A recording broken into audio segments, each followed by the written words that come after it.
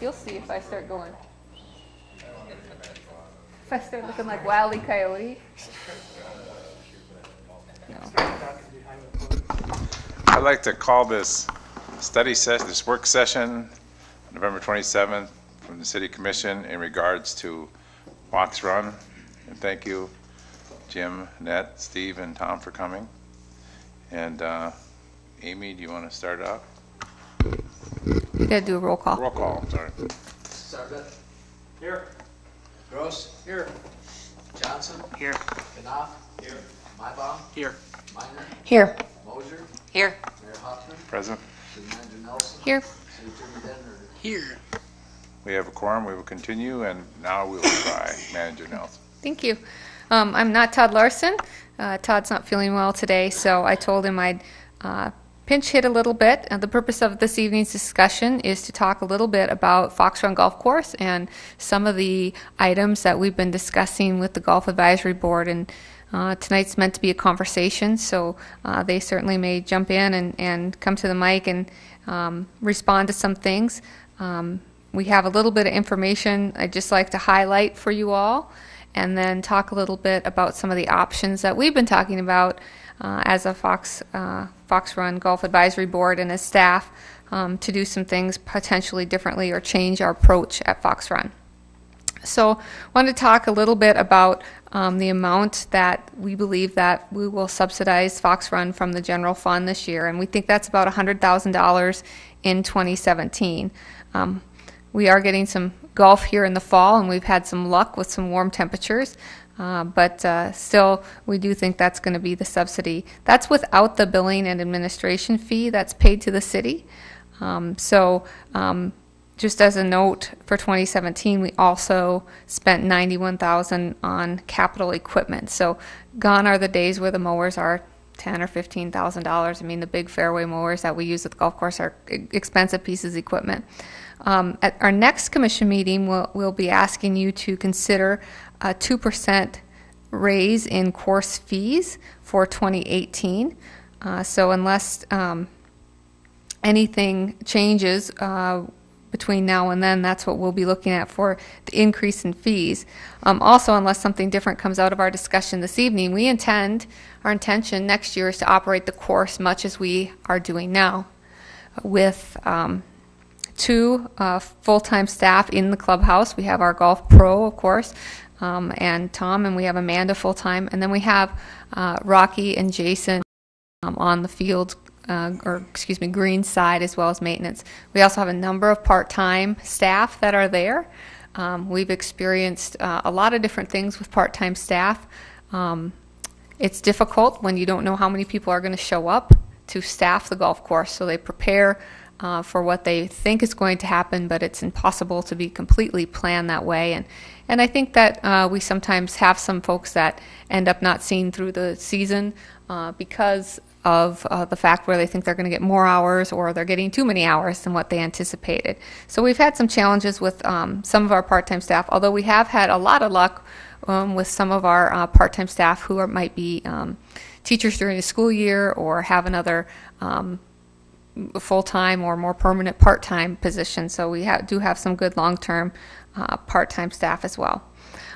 We're in a situation right now where our golf simulator is coming to the end of its expected life. So in future winters, we really need to discuss the golf simulator and hear from both Golf Advisory Board and Commission, is that something that we really want to continue? That's basically what we operate in the winter. Unless we're really fortunate, we don't have any much golf happening in the months between November, this time now being a little bit of an exception, but between 1st of November and middle of March, we really don't have much activity other than the simulator. So that's something that we'd like to talk about and consider. Right now, we do have an affiliation agreement with Great Life, and we intend to keep that in place for 2018. We did have some success with that. We had about $4,500 in green-free revenue that we would have not had otherwise because of that. Also, we had about $3,500 in pro shop revenue, so that's food, beverage, and pro shop. So while it is just an affiliation, there has been a benefit, I think, to the course by having that partnership.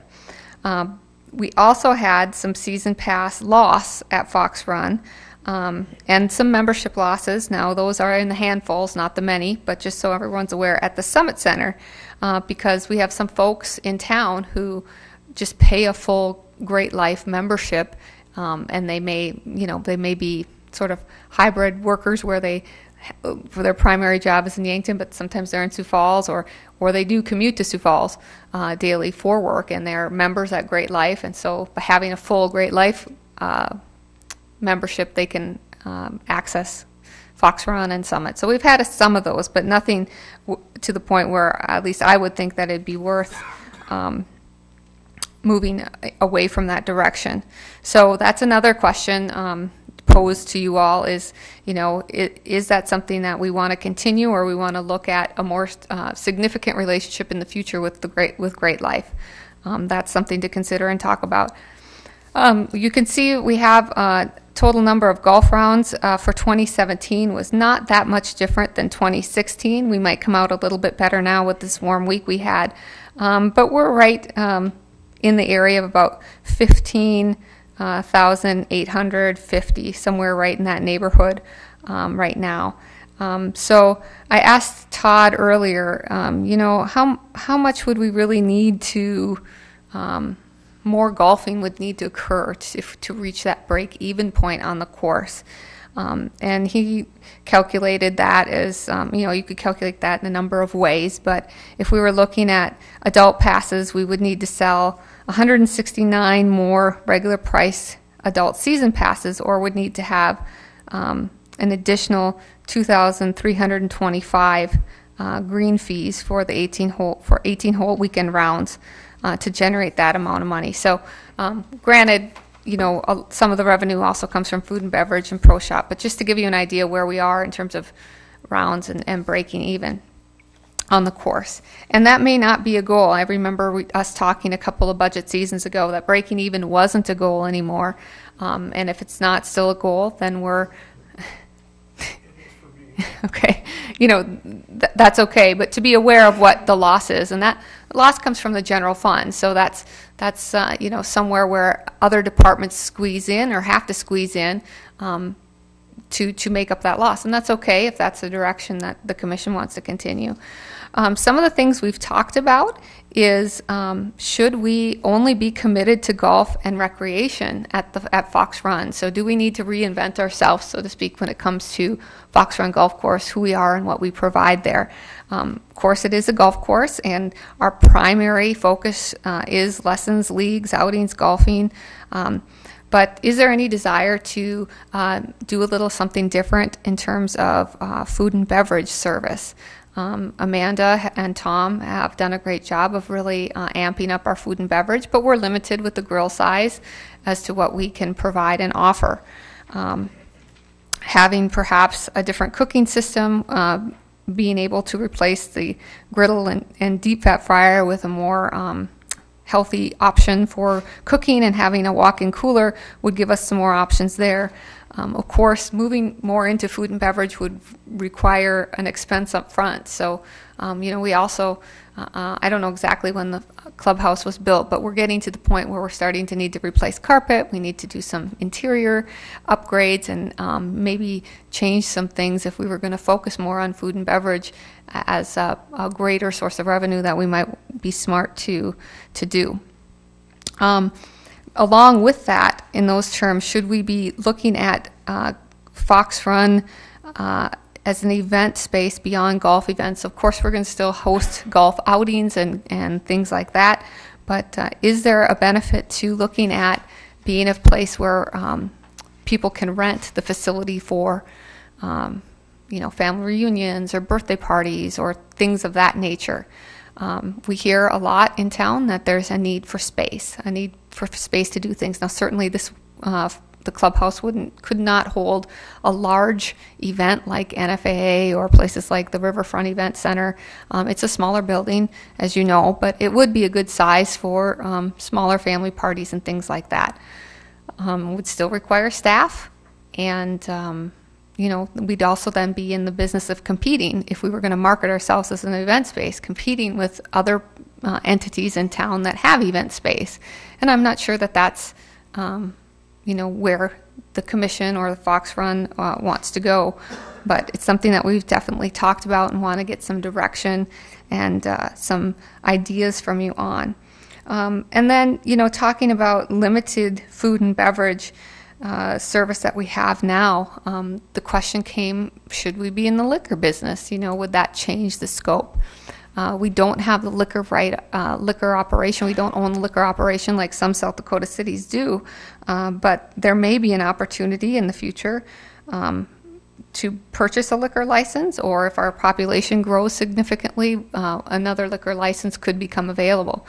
Do we want to be in that business? Is that something we would want to work towards? Those are things to consider that certainly would amp up our ability to provide some type of service, but do you lose then the family-friendly type atmosphere? All things to consider and talk about, but wanted to know what your thoughts were, wanted to know what your concerns are, and really answer the questions of, do we want to expand our relationship with Great Life? Do we want to focus more on the restaurant type food and beverage service? We all know where golf is in as a nation, as a country, and we all know that as much as we work hard to get young people involved in golf, and Tom and his staff do a great job at that, the next generation doesn't golf like past generations. At least they don't yet.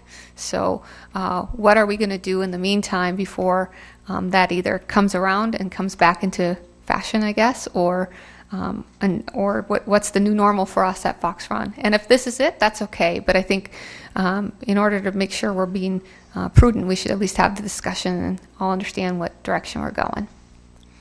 All right. I'll start it out. I spent several years on the golf course advisory board, as well as I'm a member out there. And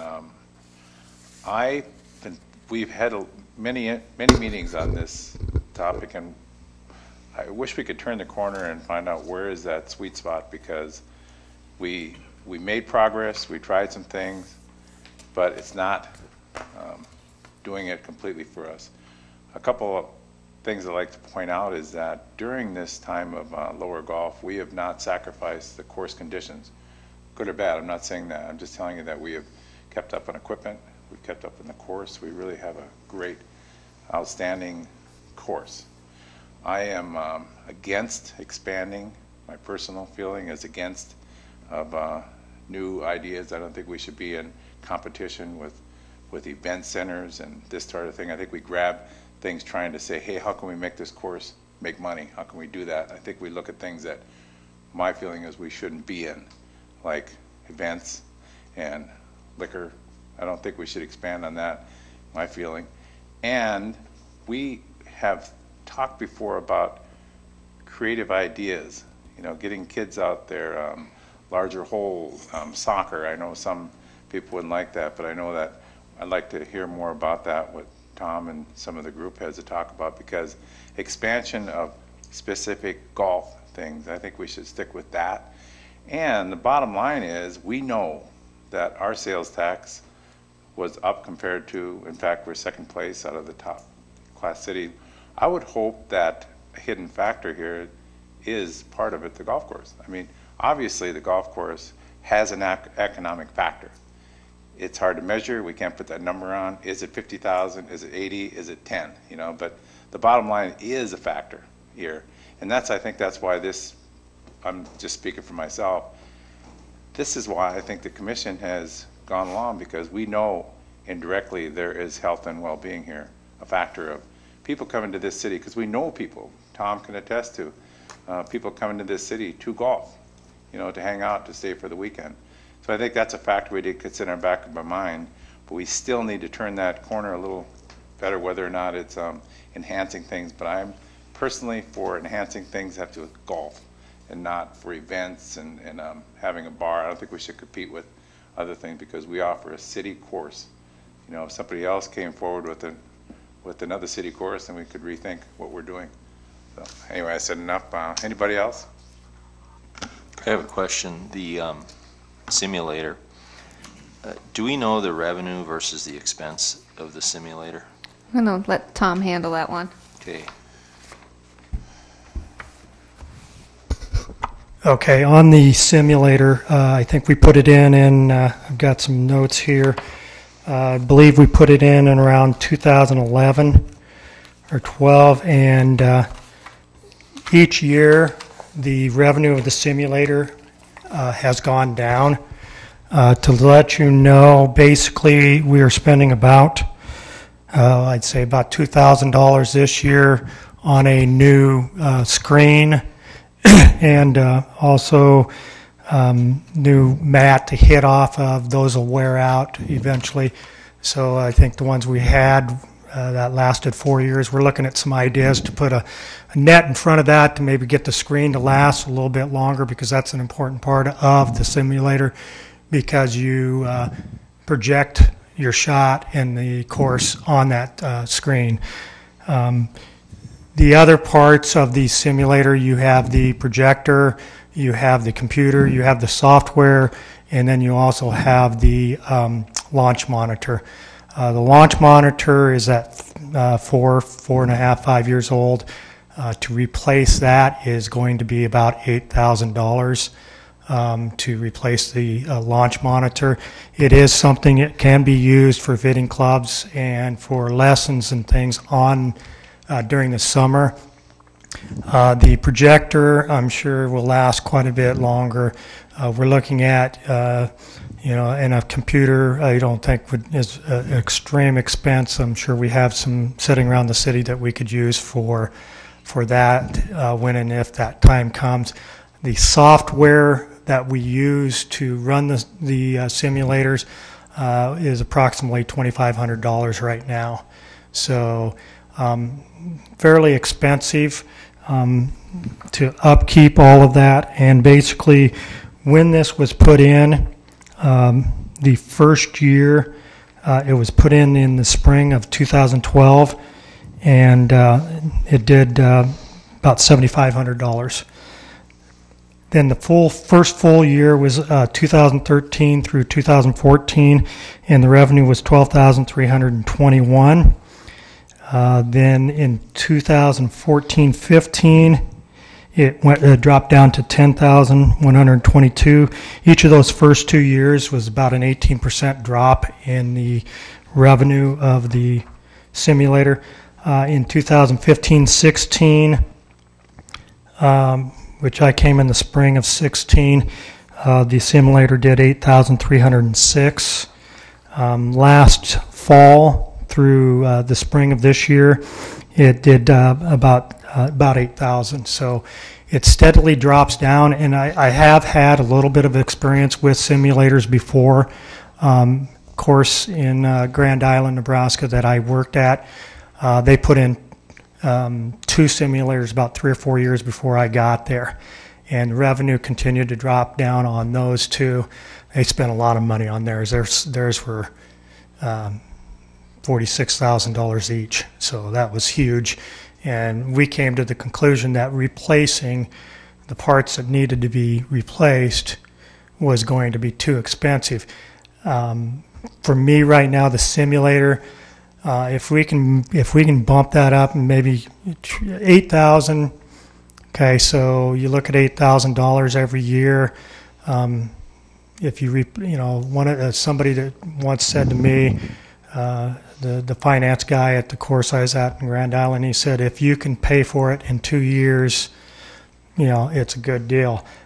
So, if you take a look at, if we replaced everything on the simulator at one time, you're looking at, what are you looking at? About 11, 12, 13, 14, about, to be safe, probably around 15,000.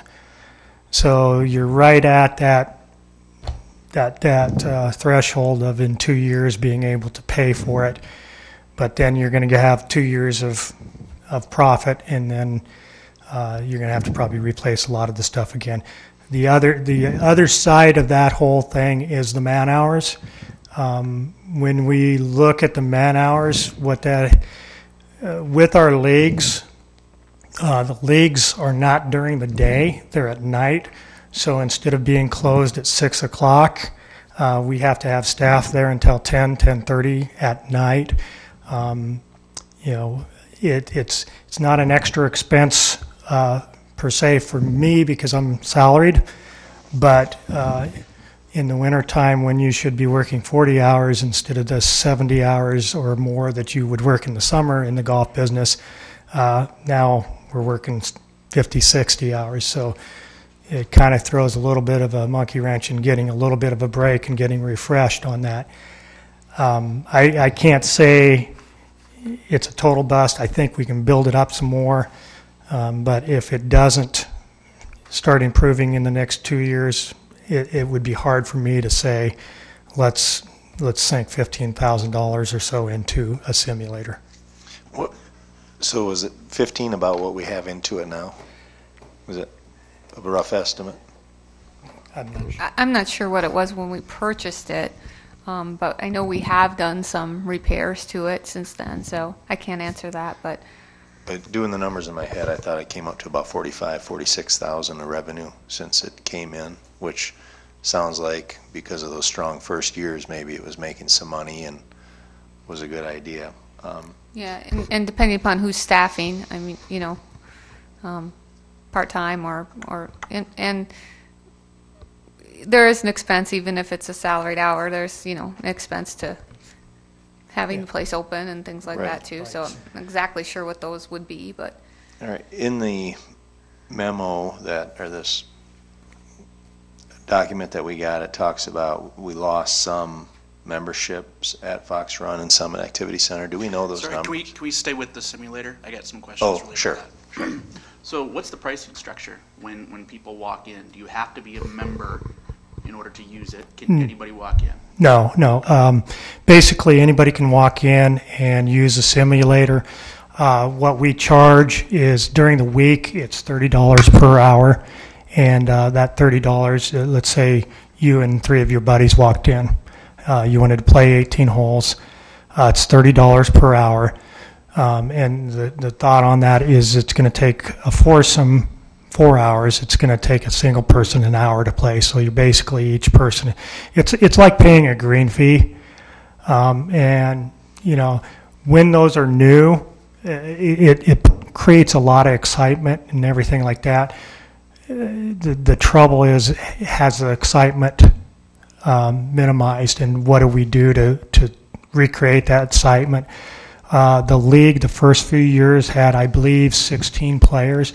Now, our league fees, it's $10 per player to play league, plus the $5 for the prize fund, which is paid back in golf shop credit to the players. So it's still a revenue because they have to use that on something at the clubhouse. So the the league, when the first few years, first 3 years, I believe, had 16 teams. This year we're at 12 teams, and so we're seeing a little bit of a downfall. We're not getting the numbers that would like to see.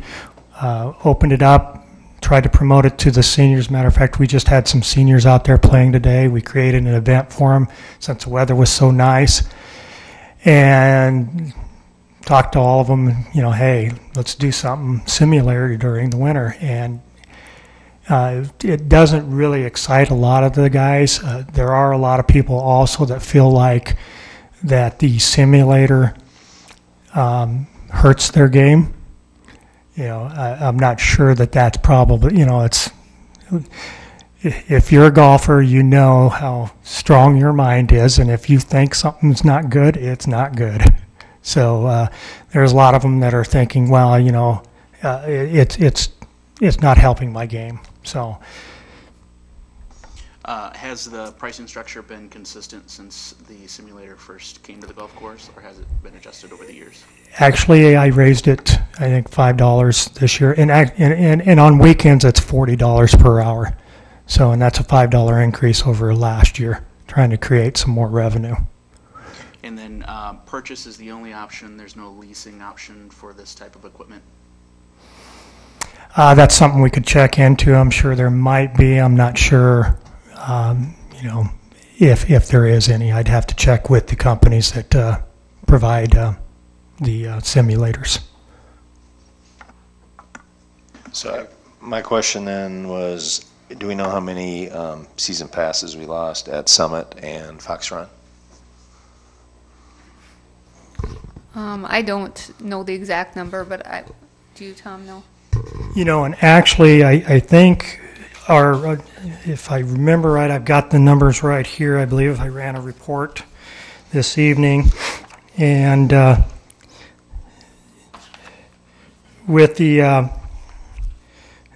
year to date, our golf course revenue is up about $6,000. The golf shop revenue is down about $2,000. One of the things that we've identified on the golf shop revenue is 2 years ago, we went to allowing golf shop credit to be used, food and beverage and golf shop. This last year, we instituted a new program, an awards program. So the more dollars that you spend, you get a kickback, kind of like a Sears or I guess Ace Hardware, for lack of better words.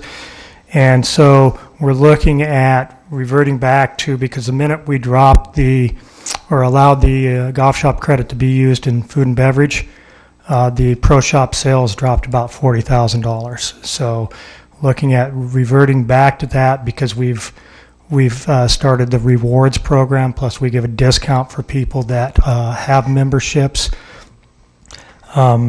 The overall drop, and I don't know if I really have it right here, I believe the Pass Card members were up slightly, but the main reason that we're up slightly is we have doubled the number of 30 and under memberships. That was something that was started in 2016, and I think it's a great deal, because what we're doing is we're getting people that are 30 and under into memberships out at Fox Run. And so once they hit 31, all their buddies, everybody that they've been playing, they're members out at Fox Run, they're going to continue to get memberships, and then we're going to get more money out of that. But that number for 2017 doubled, so I believe we were up in number of pass cards, but we were flat, maybe up 1,000 or down 1,000 on revenue, total dollars. And as far as I had no clue about the... I want to say it's 3 to 5 at each Summit Activity Center and Great Life and Fox Run that Todd's told me about. I can check with Todd, but not a huge amount, but I think I can think of about 3 to 5 at each location. So let's say max 10, but I'll get you the accurate number tomorrow. I guess what I'm wondering, that's sort of in the context of Great Life being involved with their affiliate program. Do we think sounds like that could be just the market. It's not necessarily tied to the fact that Great Life has an affiliate program, I assume. Yeah, I don't think so. I mean, I think that it's just more convenient for the individual. So I know there's one individual who purchased, no longer gets a Summit Activity Center pass or Great Life pass because their children are in Sioux Falls, and so they spend a lot of time in Sioux Falls, and so they decided that they would just get the Great Life because they do the different Great Life activities with their kids and grandkids in Sioux Falls, and then have their they can still access locally. But I don't think that's a huge number, and we knew that risk when we joined Great Life. We just thought the option of them doing the marketing for us and having exposure was beneficial, and I think it has been. I mean, we've also had some experience where people come to Yankton because they are Great Life members, and they kind of golf around. So they golf some of the area courses, and they make a day of it. Well, and our hope is that if they don't have supper at Fox Run, maybe they go to somewhere else in Yankton. And I think we do see some people from the lake that we might not otherwise. People go out to the lake primarily to camp, and so they don't tend to. We've experienced this all over in Yankton. They tend not to come into town to do things, but if they already have the membership for Great Life, they may come into town to golf. If gets too much family time or something like that, will come in and golf and maybe purchase a meal or what have you. So I do think there's benefit, and there may be benefit in expanding the relationship as well. That might give us, I don't want you to think that Fox Run is the only recreational facility that we're not making money on. We're not making money on the swimming pool. We're not making money on the parks, all those types of things. But the reason why this becomes, a discussion topic is really, it was an entity at one time that was a revenue source, and we want to try to make sure we understand the direction so that we're being fiscally responsible. But perhaps there's more room for other things if we're managing Fox Run a little bit differently. But that's up for the discussion, and why we want to bring that to you. And based on what we hear, we'll certainly brainstorm and bring back things for everyone to consider. But golf season isn't as far away as it feels, so we want to make sure we go into golf season knowing what direction we have. All right, and my comments, I guess, the mayor made some comments. I don't know that I think it's turning into an event center doesn't sound to me like it's going to be the answer to everyone's concern, which is the golf course isn't making money. Having a liquor license, I really don't have any hard feelings either way, good or bad. To go out on the market and buy a liquor license doesn't seem like there would ever be a mathematical gain by doing that, because the cost of that, I think your energy would be better spent going to the legislature trying to get municipalities the ability to get liquor licenses from municipal facilities, and a special license that then doesn't cost anything. Because I don't really think, I just don't see the golf courses really competing with other liquor facilities as much as folks that are golfing that want to have liquor versus beer. So I'd be okay with it, but I just don't think going out on the market and buying it makes a lot of sense. And then, and to let you know too, I'm not as concerned that the golf course breaks even every year. What I'm most concerned about is that we do everything possible to try and make it break even. But if it doesn't, it doesn't. Riverside Park doesn't break even, I would never consider closing it down, selling it to a private individual, doing anything like that. This is another place for people to get exercise, be in the fresh air. I think that's a good thing. So as long as we're trying to do our best, we're not talking about millions of dollars here. We're talking about a relatively small percentage of our budget, and Parks and Recreation is a big part of our budget. So I do think that Fox Run is important, that let's do our best and continue to do that year in and year out. And if we get to a point where it's starting to be a drain on other facilities, other programs that we offer, then I think we need to address it. But I don't sense that at this point in time. I think that staff is doing as good a job as they can, and to consider looking at what can make the most revenue. If we think expanded food service is a necessity, to me, I say then we should look at expanded food service and again, try and do what we can to make that facility to continue to be good and continue to draw people.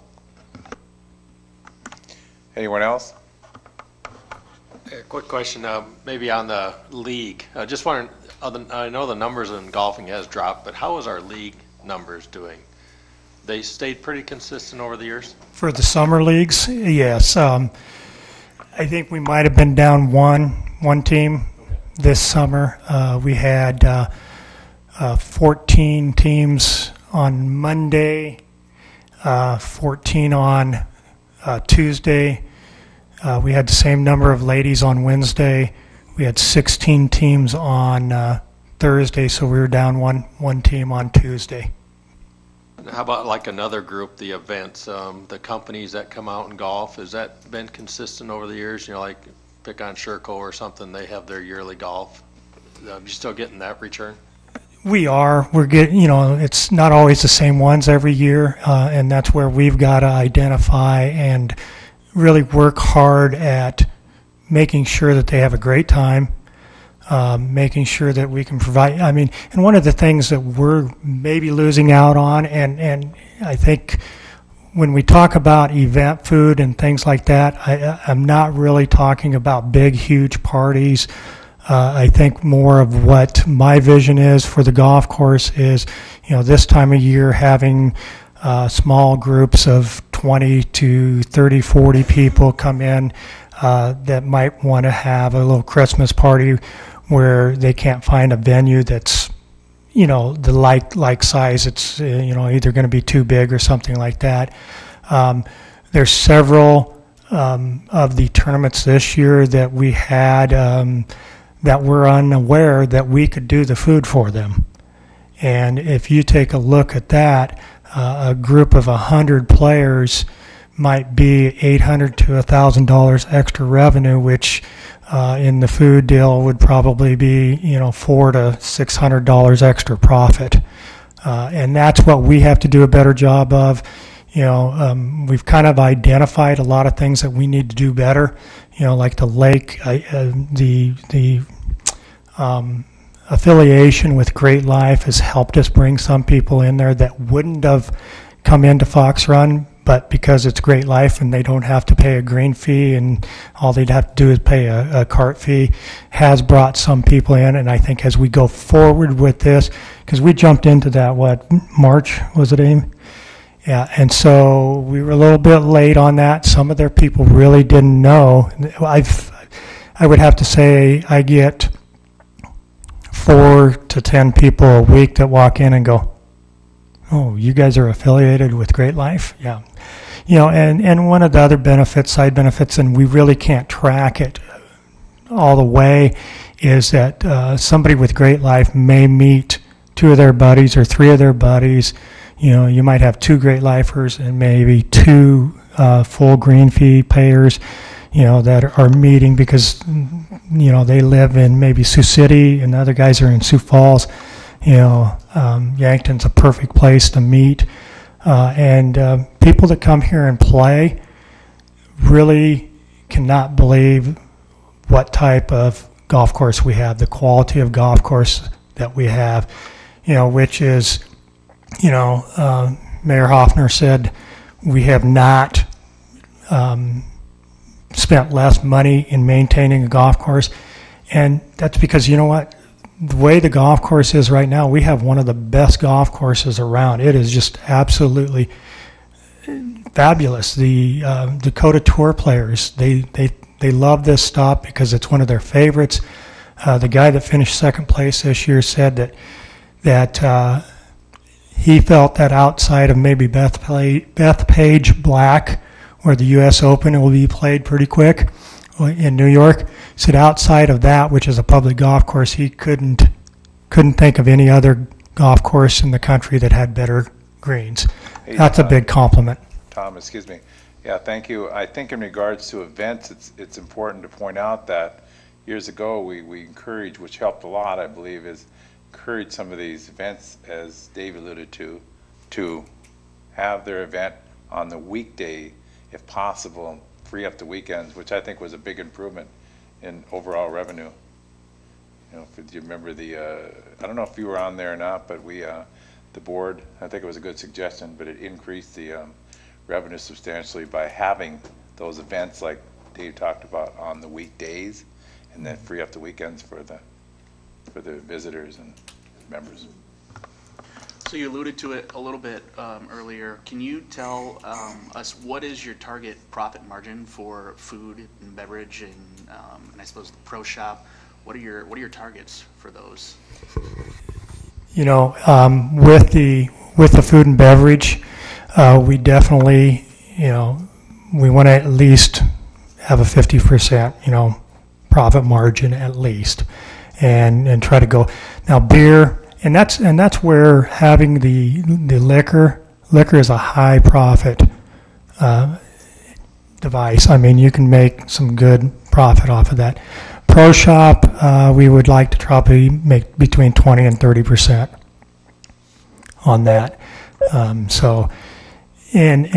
it's kind of a double-edged sword. You need a little bit of a pro shop, and we've had a lot of discussions on what type of pro shop we should have. Should we go full in with everything, or should we have just a more of a pro shop where it's golf balls, tees, clothing, And what we want to try to do is maybe fit more people with specialized fittings, and that way we're not carrying the inventory, because in most pro shops, the majority of your inventory dollars that are tied up are clubs. What we started to do is we bring in some name brand clubs for rentals, and then turn around after we've rented them for a year or two and sell them at, maybe 10% above cost, but you've also brought in a bunch of revenue from renting them too. Yeah, we should, Steve, do you want to, we'd like to get some time for comments from the public as well. Yeah, my name's Steve Sager. I'm a golf advisory member, and I just wanted to comment on a few things. And Mayor Hoffner, you mentioned it earlier, is keep in mind the overall economic impact, right, that Fox Run does and what it does bring into the community regarding hotels, restaurant, taxes, et cetera. And then you talked this year, Tom, was there 3 or 4 cross-country tournaments were held out there at Fox Run too?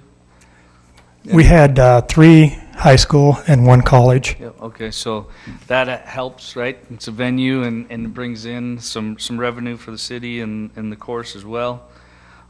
If we recall, 2 years ago was, I think, kind of our low point, right? As far as loss and what we were trying, there was a culture change that really needed to come about at Fox Run. We'd taken some pretty severe hits out there as far as the community and the members were tired of a couple rate hikes went up pretty significantly.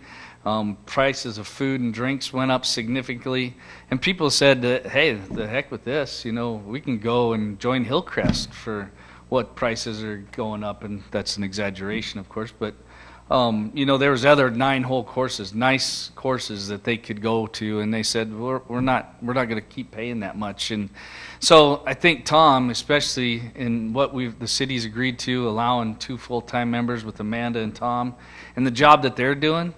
And for me, I'm starting to see that as a member out there. I'm seeing a culture change, and I say you can measure it in butts in seats, right? And Tom is starting to 2-3 years ago. People weren't hanging around after leagues anymore. It used to be packed house in there 4 or 5 years ago, and when Scott Larson was running it, and it was full, and people were having food, they were drinking, having a good time, they were making plans with their buddies for the weekends. And 2-3 years ago, that was gone. People weren't coming in there and sitting. They'd play league, and then they'd go home. Or they'd play league and they'd go to the Elks and drink and eat, or they'd go to Cheers or somewhere in Broadway or wherever to eat and have some drinks after the golf round. So, I think we got to improve some of the things still out there. I'm not going to lie to you, and the board we're working diligently on what Jake said. We got to figure out where that sweet spot is, right? And we're working on it, and I think Tom and Amanda are doing that, but you can start to see there is a change out there, and people are starting to hang around more again after their league nights. And it's not quite as packed as it was 5-6 years ago, but it's definitely a lot better than where we were 2 to 3 years ago. And we were talking, Tom had mentioned, it's Fox Run's ranked one of the top public courses in the state every year, and a lot of that goes to Rocky. Rocky deserves a ton of credit for that. But that is one of the best public courses. The cross-country meets I mentioned. The simulator, it may not be a major revenue piece for us, but it does bring people in. Hillcrest is talking about trying to figure out a way to modify their clubhouse to get a simulator put in. And so if they recognize it as an opportunity to make additional revenue, and I think we've already got it, we should try to capitalize on it and keep that there and use it as gaining some revenue for us. And I think some of it goes back to Tom, like you'd mentioned. We need to just keep getting people aware of it, show them there's opportunities, have some junior leagues, senior leagues, challenge some things there, a women's league, get some things going there. And then, like I said, overall, we're getting better customer service now, and we're also having better food at better prices, and you're going to start seeing more people coming and spending some time at the Fox Run Golf Course. Steve brings up a good point that I was just thinking of. How many members versus non-members use a simulator? That's a pretty good question. I know last winter there was a group from Hillcrest that would come over every Saturday or a lot of Saturday mornings. So, and we get some of the Mount Marty College kids they have a pass through the college. We also, for the first time last year, offered a pass for high school kids to work on their game during the winter time. That helped a little bit. So, like Steve said, we have to figure out ways to better promote it, make it fun again for the people to play. We're trying to put together a monthly simulator league tournament. It's, I think, probably the key to all of that, and I think something that was done 5-10 years ago was getting on the phone and calling people and saying, get over here, come and play, we'll have a great time. We did that with the seniors this year. The league ended about 6 weeks ago, and we continued to have, if the weather was okay, we continued to have fun days. We had 11 seniors out there today. They had a blast. They're all pass card holders, so we're not making any revenue there. But they stuck around. I would say half of them ate. And, of course, most of them had a few adult beverages before they went home, too. So, All right. I mean, that's what we need to do is get people through. Let's allow a little more time. Is anybody else from the public? Yeah, Mike, the people out there's thousands of people watching right now. They gotta see you, Bob. Just a show of hands, how many of you guys in this board golf? Just visual. Ever golfed or Just golf. actively golfed? Active golf. How many golf? Just two? Al, you don't? Basketball's it? One guy. Well, I'm glad to see that you don't think that the golf course has to be self-sustaining because, like you said, the swimming pool, the skate park, the tennis courts, none of the parks are self-sustaining. It's hard to have a park, but it enriches the lives of the people in the community, and it brings them in touch with nature and gives them a chance to be healthy and do things. So I was glad to see that not too many of you think that it has to be self-sustaining. I'm out there all the time. I'm out there on Sunday mornings when the Great Life people come through or visitors from out the park. And mostly when the adults come through, the first thing they want is a Bloody Mary. They can't get one. Can't get one. That's a big revenue thing. If you talk to Vermilion, I know it's a license deal, but it's a big money maker. The Elks gets it. A lot of people don't like beer.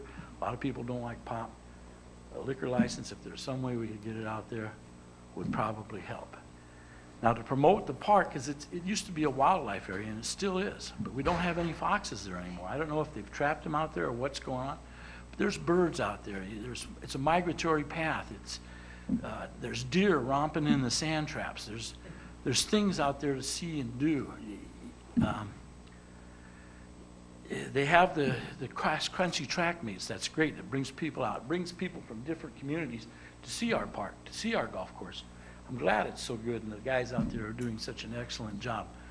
But maybe if we could market it to get more college. We got the Mount Marty college tournaments. Sometimes there's another college, I think, that has a tournament there.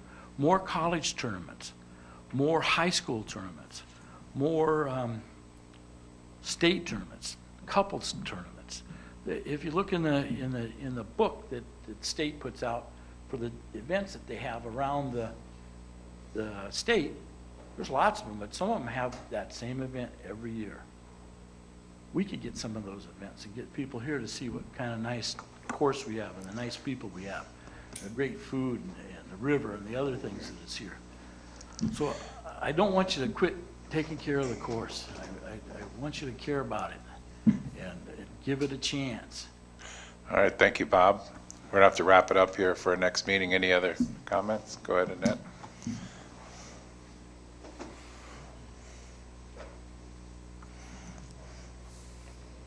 My Annette Cahotic. I'm the chair of the Golf Course Advisory Board.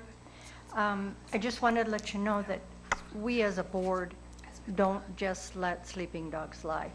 We spent 3 to 4 meetings and had an agenda item, what can we do to increase revenue? We had some great ideas, and some of them, you know, probably won't fly, but at least we were thinking, we were getting our juices running. Tom and Rocky have done a great job. Over the years since Tiger Woods reached his peak and golf across the United States was very high, it has been going down nationwide, but I don't think our volume has gone down as much as other courses have because we're a good community course. We have a beautiful course.